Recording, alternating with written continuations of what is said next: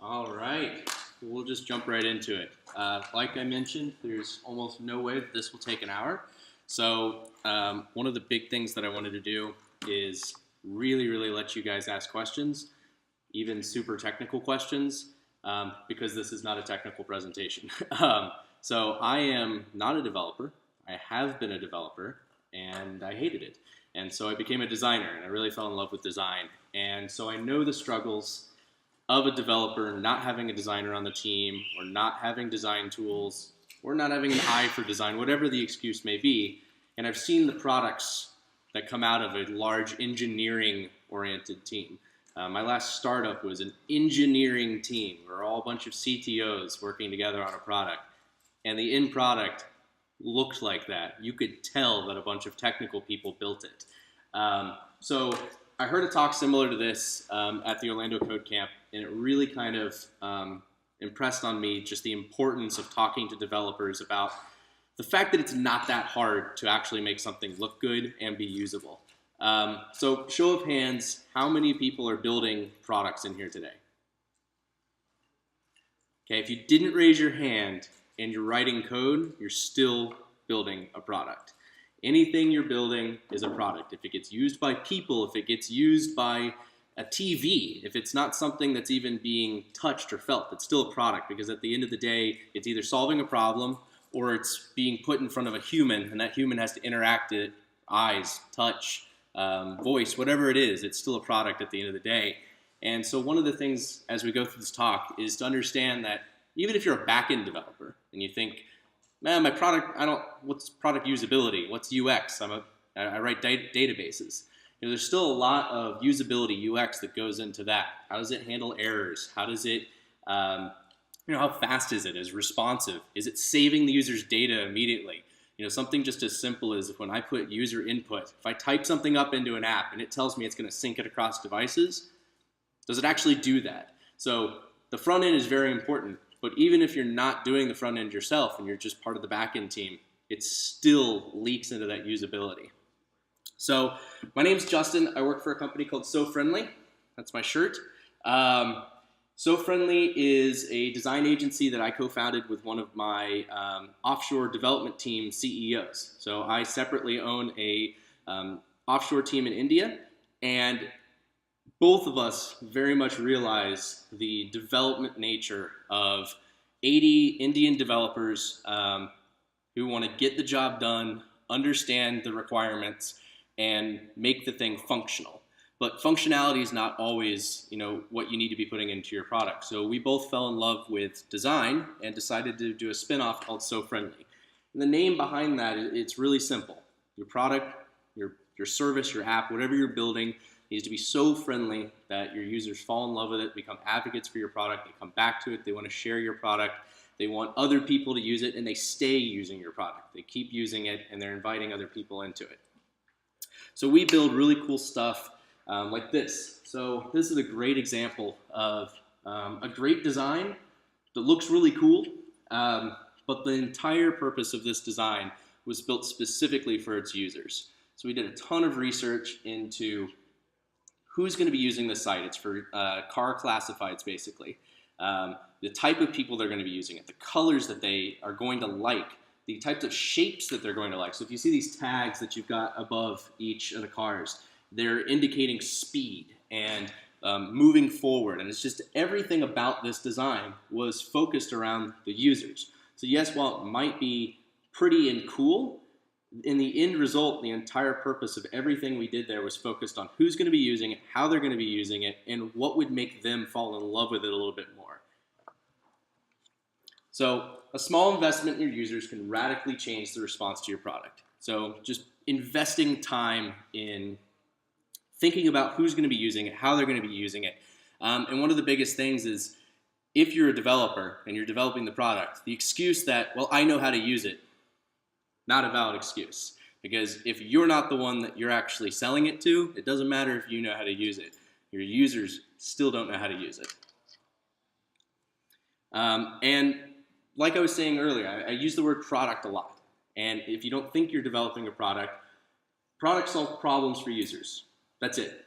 It's solving a problem, whether it's A utility that runs in the taskbar on a Windows computer, it's still solving a problem at the end of the day. And something as silly as the Windows Task Manager, as ugly as that is, it's still utilitarian. It's got this use case for it, and it has to be usable. It has to solve that problem. So if you're building something, it has to actually solve the problem. And that means building the right features for the right users. So everything you build is a product for users. And you need to look at your users and determine if those features are for your users or if those features because you think they're cool. And this is something that definitely bled into my startup. We went public. It's a big deal to go public.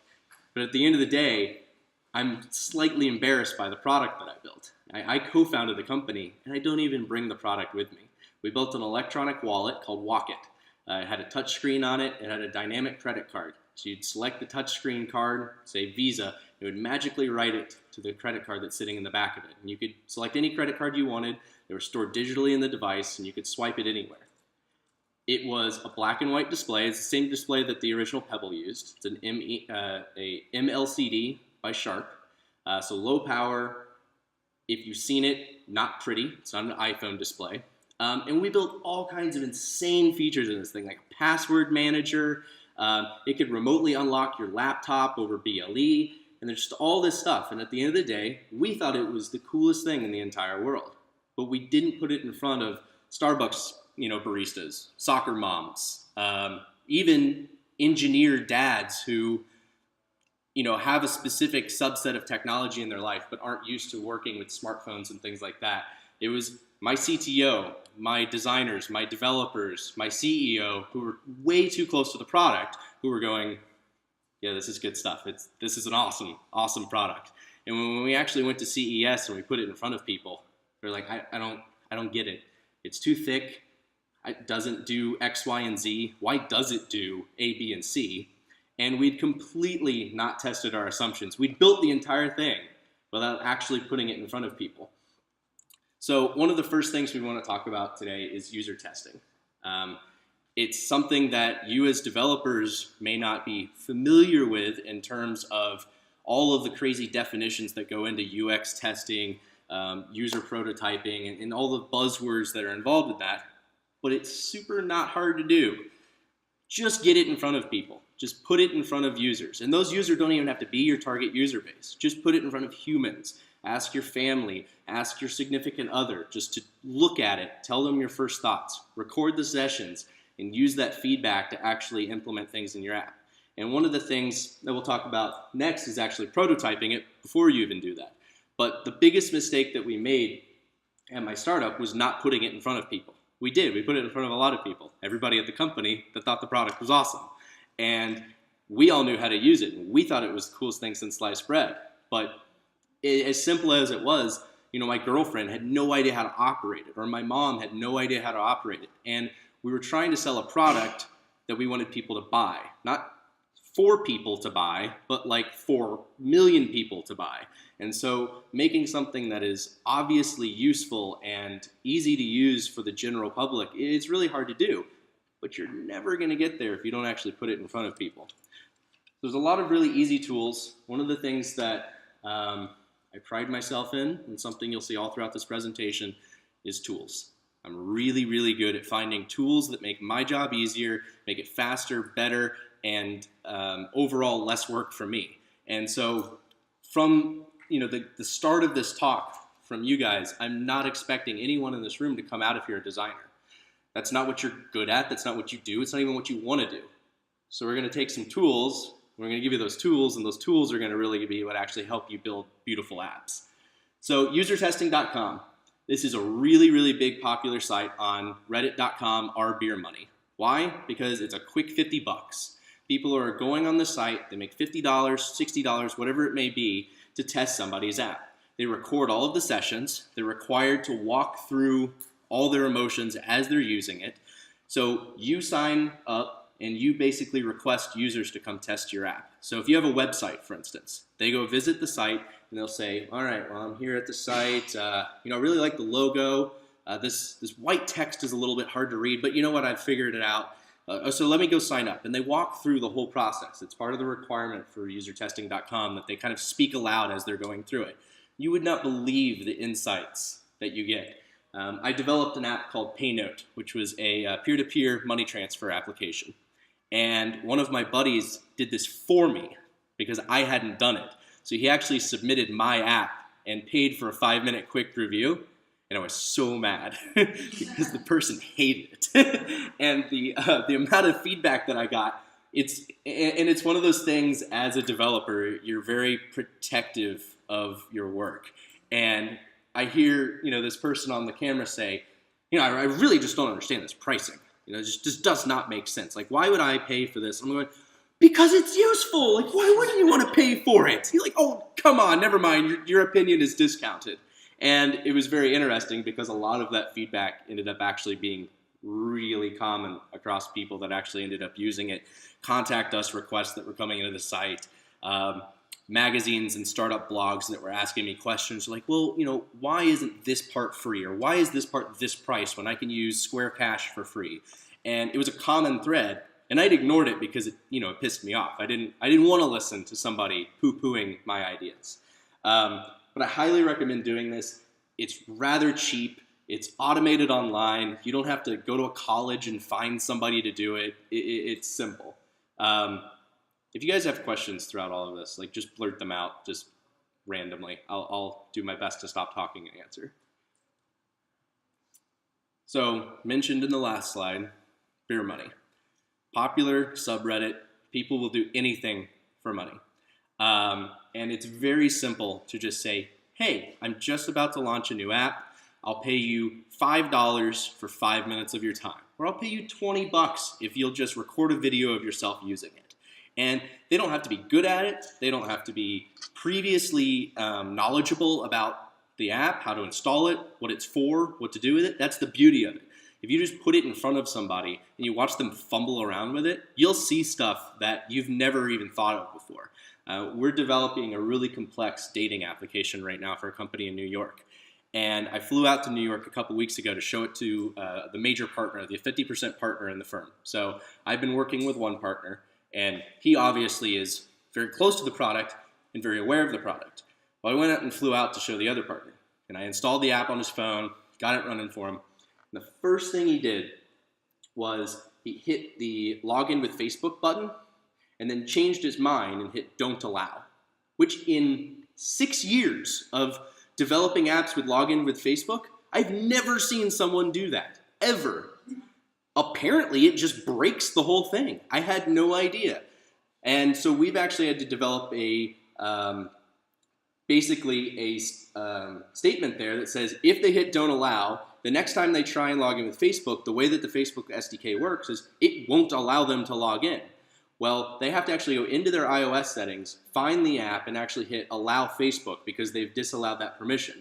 I've just never seen anyone do that before. And it's just one of those things that you don't see until you put it in front of people. You got to the next screen, and it says enter your location.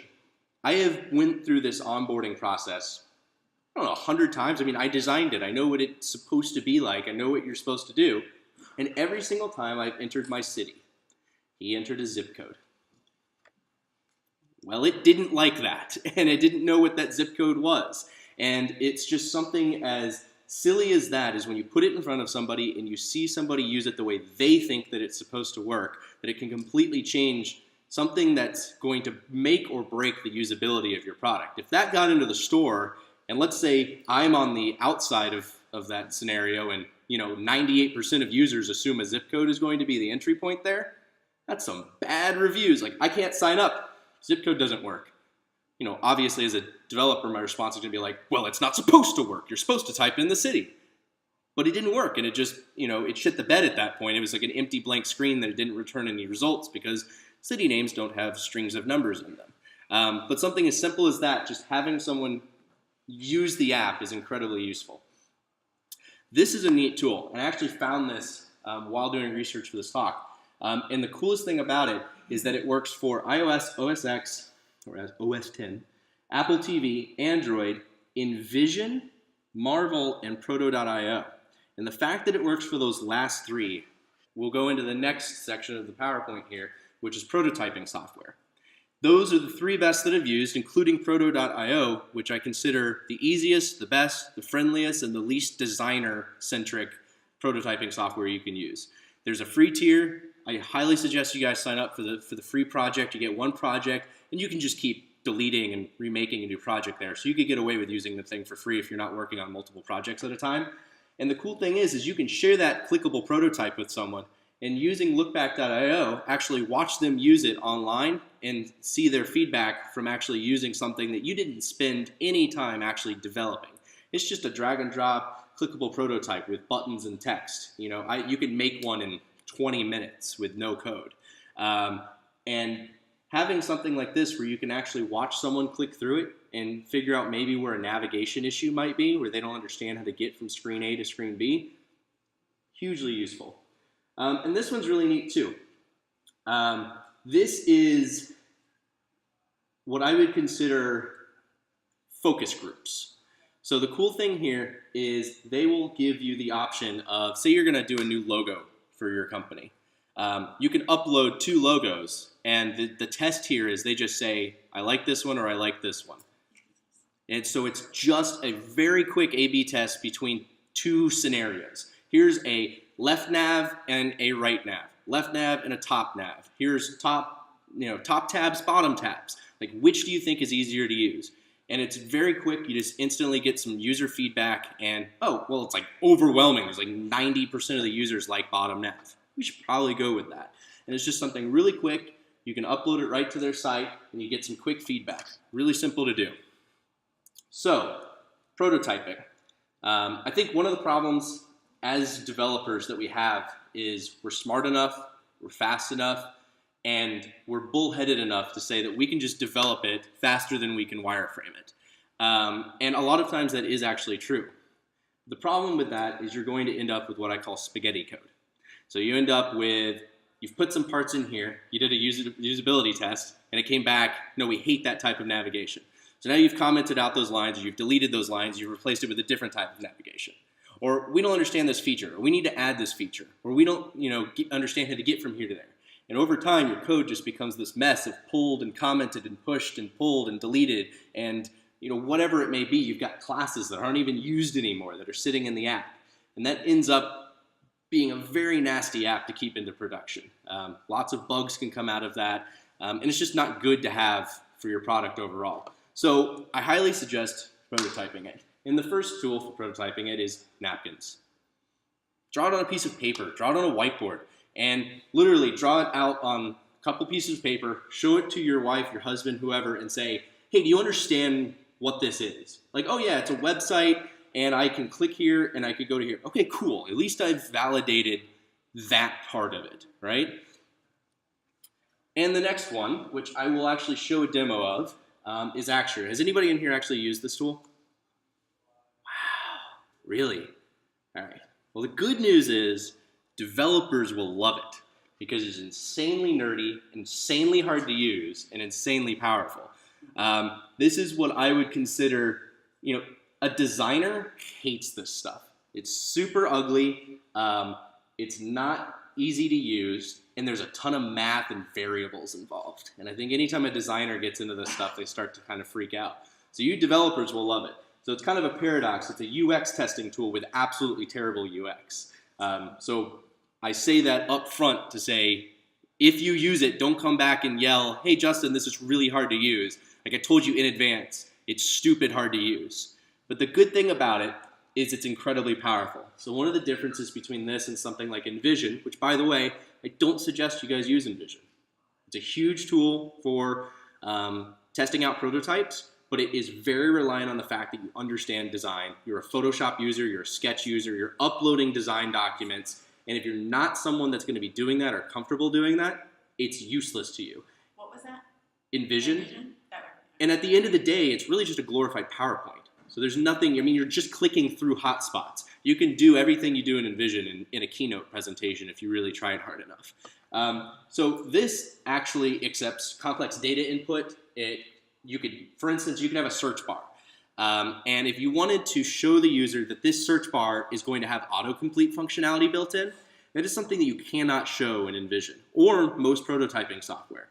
the way that it would work is you would have a search bar at the top in Envision. They would click the search bar, text would automatically fill into that search bar as the next screen, and then if they typed in a next, or clicked the next level, it would show the autocomplete. But they can't actually physically type in. They can't delete. They can't see character by character as it enters. The cool thing about Axure is you can actually have a search bar set up that as you type in D-O-G, you can actually have live search results that actually filter. Now those search results aren't tied into a backend or connected to a database or anything like that. They're relatively static, hard-coded variables. But from a user perspective, it actually would show like, hey, check this out. It is actually a live, autocomplete search engine as the searches filter up as you type in. And as you delete, it goes away. And that's just stuff that you can't show in a lot of other stuff. And the difference that this made in showing it to the boss man is he said, okay, I get it now. Go ahead and implement it. And we'd gone week after week after week showing him Envisions, and he just hadn't got it. And the cool thing about this, and one of the great things about Axure, is that they have widget libraries. And I'll get into that in just a second. Proto.io, this is what I mentioned in the user testing, because Lookback actually works with this. Proto.io is like a web version of Axure that actually makes sense to use. So it comes with all these stock images. As an example, the iOS keyboard that pops up, or the Android keyboard that pops up, is actually an asset that's already in their library. So if you need to show what it looks like when you jump into a screen that you need to type something, you can just drag and drop the keyboard, drag and drop fields, nav bars, all that stuff is already pre-made. You don't have to do any designing, and you can have a really, really attractive and clickable prototype in, like I said, 15, 20 minutes, and you haven't done any design asset creation on your end. Consider it a content management system? I would not consider it a content management system, no. I would consider this rapid prototyping software combined with PowerPoint. So it's as if PowerPoint gave you all of the tools that you could possibly ever need to create a beautiful presentation, and you never had to go find Getty images or, graphs or anything like that. They're literally just in a side panel on the left-hand side. So if you want a Google Map view, just drag and drop a Google Map view. Now, it's not going to be a real Google Map view, but it'll look like Google Maps, and the person using it will understand, like, oh, this is a map part of the app, right? So none of this is functional. Axure is pretty dang functional. Like, you can even insert JavaScript into it. Like, it's insane the amount of stuff you can do with it. Proto.io is all static graphics, but you can do animations, you can have interactions. So it's relatively powerful. So, like I was talking about on Axure and Proto.io, steal shit all the time. I don't steal, but there is so much content out there that keeps you out of Photoshop. Like, it's like a ridiculous amount of content that is free, $20, whatever it may be, that is royalty-free, attribution-free. Some has attribution required. You just put it in the credit section of your app, and you never have to create another icon. If I were to say anything to developers, never make app icons. Never make toolbars, progress bars. Please stop designing that stuff. It looks terrible. And on the outside of that, Apple, Google, all these guys have design guidelines. They're free. They're available. And all of this stuff, relatively speaking, has been made to match those. You don't have to do any work. There's so much stuff that's available for free. So icon libraries is number one. Like, get yourself a good icon library. Noun Project is amazing.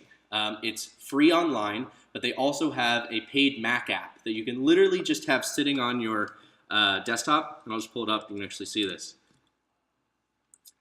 And you can just drag this stuff direct. That's a weird default search result. But if I wanted to type in like notification, so I want a notification icon, it automatically pulls up bells and anything related to that stuff. If I type in,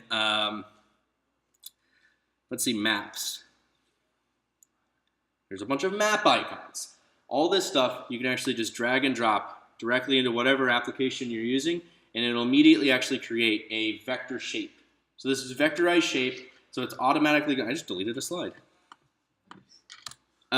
It's automatically vectorized, so you don't have to worry about it pixelating or getting ugly as your app scales on devices. You can edit it freely, and if you don't want to pay, they do have an attribution version of all these SVGs. The only thing with that, it's a little bit harder to actually download them. It's like 4 steps to go on the website, search, find, download, sign in, agree to give attribution, all that stuff. The Mac app is $10 a month, comes with unlimited icons, unlimited use, and has really powerful searching built in. And like I said, you're working in Xcode, you're working in Android Studio, you can literally just drag and drop it into a folder, and you've got an asset that you can use immediately. Super, super useful. If you're working with a team, Noun Project has actually released this. This is called Lingo. Lingo hooks into Noun Project, but allows you to have shared assets across your entire team. So if you've got designers, developers all working on one project, everybody signs into Lingo, and instead of having to do Dropbox or SVN or Git and try and figure out where all the icons are, all the icons are there, they're searchable, you can download them, you can change the color, all that stuff from this app. So like I said, don't pay for yourself to design it, don't pay a designer to design it, unless you need some insanely specific icon. I promise you it's either out there for free, cheap, or just attribution. And they're there. There's hundreds of thousands of them. Same exact thing, PSDs and sketch files. There's tons of sites that you can subscribe to. Envato Elements just released their version of it. This one's awesome because it comes with icons, presentation templates, flyers, banners, logos, just everything you could possibly think of. As an example, if you guys are doing a very simple app, maybe it's for internal use and you need a logo. Like, no one on your team is going to approve a $1,000 budget to have a professional person go design a logo on the internet. Like, it's just not going to happen. Download a free logo from here. It's already pre-made. Someone's already done the work to make it look nice. You can edit the text, and once you pay for this, I think it's a yearly subscription of like $250 or something. You just get unlimited access to everything in their library, and it is an insane amount of stuff. And from a mobile app perspective, they already have these app templates where they have login screens, logout screens, error messages, pop-ups, map, UIs. Everything's already created. You'll download a PSD or a sketch file that's got 100 screens inside of it. And they're already, against the iOS and Android design guidelines. They're material design for Android, or they're following whatever that design schema is. And you don't have to worry about that. How many times I've seen an app that had a nav bar. It was like 3 times the size of a standard nav bar. And I don't understand why. I don't really know how that happened. I don't know if they just ignored the designer's wishes because they wanted it to be bigger. They didn't know, so they just drew a giant rectangle on the screen. Like, I'm not quite sure. But when you use stuff like this, it's already pre-made. It already works out all the dimensions and the margins, so you don't have to worry about any of that stuff. And one of the cool things you can do with this is, in my next slide, we'll talk about what if you don't have Photoshop? What if you don't have Sketch? Is this stuff useful to you? So you can use Zeppelin. Zeppelin.io, it's a fantastic tool for developers and designers. So I just actually started working for a new company in California, and they will do all these beautiful designs for these websites. And they told me that they were actually generating PDFs of style guides and handing just a single PDF to the development team to integrate. That meant that development team was then having to figure out how to actually slice all the graphics out of that PDF and figure out what the hex values of the colors were, like manually color dropping into the actual PDF, figuring out what all the margins are supposed to be, what's the mobile responsive version supposed to look like, and if there's icons, they have to extract the icons, or in worst case, probably find similar icons because they don't have the actual assets. So I've actually moved the entire team over to Zeppelin. You upload your Photoshop or your Sketch file, you mark the assets that you need to be exported as assets, and it'll actually download all the sliced assets for you. You can mark colors that are supposed to be specific colors. You can mark specific font sizes and sections like header 1, header 2, header 3. You say, this is what a header 1 looks like. This is what a header 2 looks like. And it'll actually generate all the CSS for you. You can convert the CSS into less or Sass right there on the web app. So when you actually give a deliverable to a development team, and I'm only saying this because this is what you guys should ask from your designers. So if you have designers that you're working for, don't get Photoshop files from them. Don't do all the work of manually slicing and cutting all the graphics. Ask them to upload it to Zeppelin, and it'll save you hours and hours of time. There won't be any confusion, and you'll get the exact assets that they put in there. So for instance, a logo top left on a home page. The way that Zeppelin handles it is if it is a vector object in Photoshop, it'll give you the option of actually downloading Retina Ready and regular resolution PNGs. So it'll give you 3 PNGs as a zip file, or you can actually export the SVG itself. or it'll actually give you the CSS if you wanted to draw it. It's ridiculously powerful, and it totally cuts down on that line between I'm a developer, I have no idea how to use Photoshop, why did you hand me a Photoshop file for me to be, start delivering on this? That is time that you guys don't need to spend doing things, and what commonly happens is the development team goes, yeah, that's not happening. I'll just make it look like this. Don't worry about it, I'll make it look really close. And that's how you end up with the nav bar that's 3 times the size that it needs to be. So, like I said before, I'm nuts for tools, and one of the things that I want to give you guys is ways to make your life easier and allow your product to actually end up looking nice with the least amount of work on your end. And you should ask me constantly if I know a solution for a tool. Hit me up on Twitter, send me a text message, send me an email. If you're having a problem with a specific thing related to development, design, or just using your computer in general, I probably know of a solution. That's the one thing that I say I'm very good at. So a couple of utilities that I absolutely love and I use in my daily workflow. Yoink. Super not well known, really, really awesome tool. What it is actually a little section of your screen that actually sits permanently there, invisible until the moment you need it. So I'll actually go ahead and demo it. I use it a lot of times for the Noun project. So you see this little thing that just popped up? If I drop this icon in here and then swipe over and I need to drop it into Chrome or I need to drop it into an email, it stays here and then I can just pull it right back out. That's cool. I can also show in Finder, open with, all from here. Now let's say I wanted to actually drag a bunch of these in. You can actually merge them or split them. So a use case from a Finder perspective, if I wanted to move some stuff out of a folder, so let's say I want to move all of these files, and I pick them up and drag them. It'll actually put it into one little section here, and then I can actually just go to another Finder window and drop them right in, and it'll automatically move it. Or if I decided I want to split those files all over the place on my computer, just click this icon, and now I can actually individually do whatever I want with these. It's a great little tool. The next one is Bartender. So this is a great example of just the current state of my computer. If you guys have a Mac and you haven't used Bartender, instant buy. Absolutely suggest it. I have got what seems to be 1, 2, 3, 4, 5, 6, 7, 8, 9 menu bar apps running right now. But I actually have like twice that. And the way that Mac OS works from a UX perspective is just absolutely horrid. Because I have Keynote open, they've added all these additional things at the top, which is actually hiding my menu bar icons. So if I have a specific menu bar icon that I need to access to quit an app, open an app, utilize some function, I actually can't until I actually click out. And you can see, oh, I just gained like 5 icons just by switching to a different app. If I switch to this, oh, I've even got more icons at the top now. Now watch what happens when I launch Bartender. Just minimized all the apps and threw them into this little tiny tray right here. So hugely useful for anyone that's trying to be more productive on their machine. Now actually getting into something that's useful for design and development.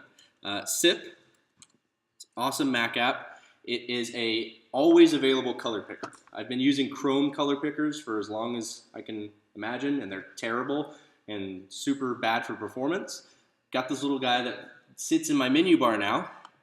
Just click this button, got a menu, a little color picker. And the cool thing is it automatically copies the hex value to my clipboard so I can paste it into anything. And furthermore, if I want to come in here, I can actually change that to Android XML, Android RGB if you're a .NET developer, if you're doing CSS, if you're doing less. You can even come down here. These Swift colors are incredibly complicated, and I always have to use some stupid generator online to convert X to Swift values. It'll automatically do it right there. Keeps a whole history of all the colors that you've got, and you can even have a color wheel, so you can select a color and then immediately convert it to your RGB or your XML values right there. Super simple to use. I use it a lot, again, specifically because you guys may not have Photoshop, you may not have Sketch, and if someone just handed you a PNG and said, make it this color, don't guess. Use some tool that cheats that system and makes it much easier for you. And the last one, and this is a huge one for me personally, is Jump Share.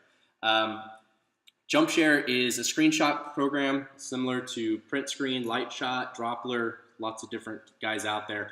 JumpShare, however, does screencasts, screen recordings, audio recordings. You can share snippets of code.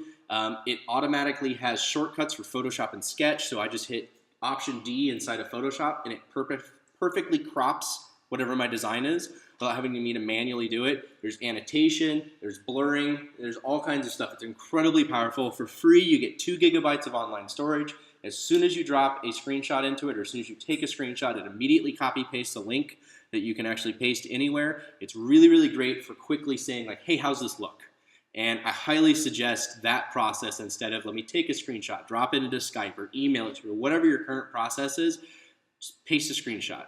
Boom, done. How's this look? Oh, it looks great. Hold on, let me take another screenshot. And the guy on the other end says, change this, and draws an arrow, or draws a box around it. It's incredibly quick and easy way to actually just get quick feedback on your work.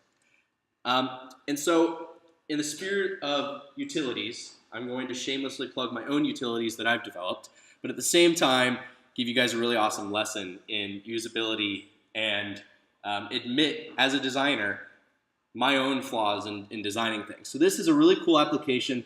It's based off of an open source project called Helium. Yes, before all you technical people get into it, hot air balloons do not have helium. That was an icon that the original developer used, and so I just made it look better and cleaned it up. And that process is actually pretty much how you define what helium lift is. Helium lift is helium, but cleaned up, a little bit nicer, got some extra features. This was a product that launched on Product Hunt. Really, really awesome reaction. What it is it's a floating browser window that sits over top all of your applications. It's picture-in-picture, basically. So if you're in Chrome and you want to watch Netflix at the same time, you can have Netflix sitting up in your right-hand corner while you're working away. If you're in Android Studio and you want to watch a tutorial video on how to do some development, you can have Android Studio up, and you can watch Team Treehouse in the background, just top right-hand corner. You can change the size of it, change the opacity of it. There's a lot of cool things you can do with it. Well, the biggest problem that I had with it is it didn't float over full screen windows. And I use Xcode full screen. I use Photoshop full screen. So when I'm switching on my Mac to a full screen window, it didn't follow. It only worked on that main desktop and only worked if I was tiling my windows behind it. So I wanted to change that. It's a very simple fix from a development perspective. On OS X, you actually just say, hey, I want it to be a menu bar app. Those menu bar apps that sit at the top, we inherently know that there is a UX problem on the OS with menu bar apps. They're hidden. Not a lot of people know that they're there. They don't know how to access them. And in fact, you have to use a third-party utility called Bartender to even be able to find them usable. I didn't think about that at the time.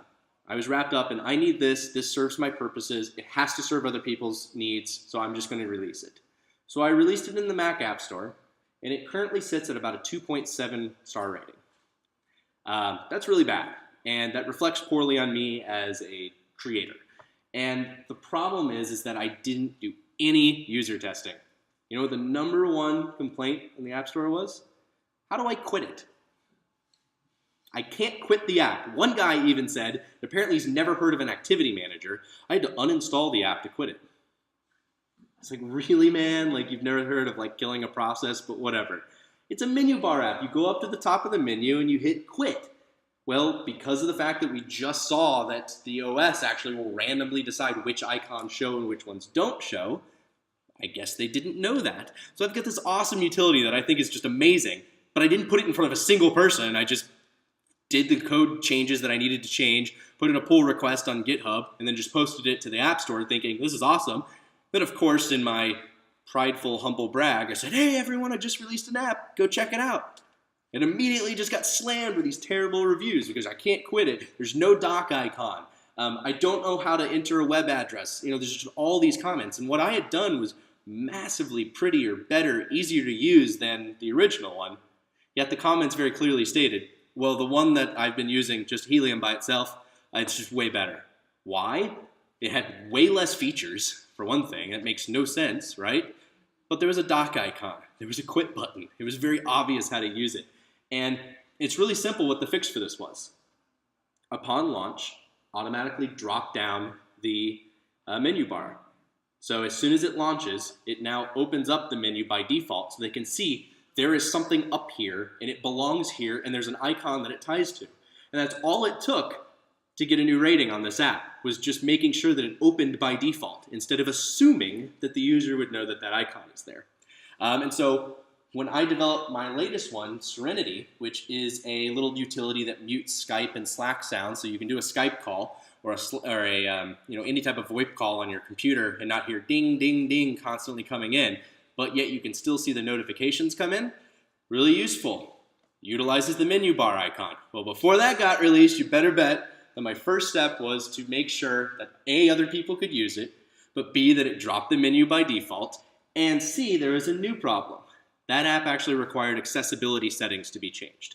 The first time that I released it, it didn't work for 90% of people. I pasted it into a Slack chat, said, hey, can you guys try this out before I post it? And they said, oh, it's not working for me. I said, what do you mean it's not working? It just doesn't do what you said it's going to do. Well, that's because it requires some accessibility changes, which I knew, and I went in and changed on my computer when I installed it. So the new update to that app pops up with a message and says, hey, welcome to Serenity. For first time use, you need to allow Serenity to access your accessibility settings.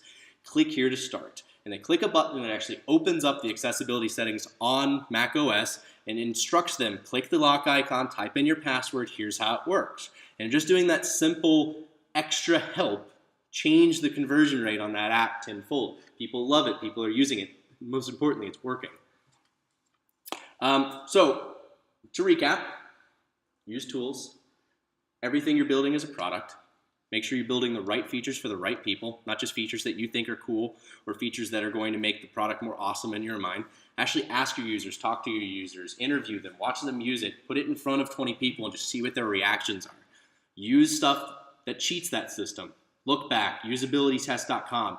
Anything that you can do that makes your life easier, that makes it faster and better, and anything that cuts down on the workload that you have to do, utilize it.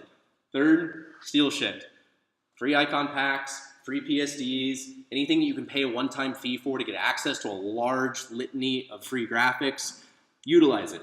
And in that same slide, use Zeppelin or something similar to that. If you're getting designs from somebody else and you've noticed that the app doesn't always reflect exactly that Photoshop file, that's probably a miscommunication, not on your end, because what are you supposed to do? You got a Photoshop file, you're not a designer.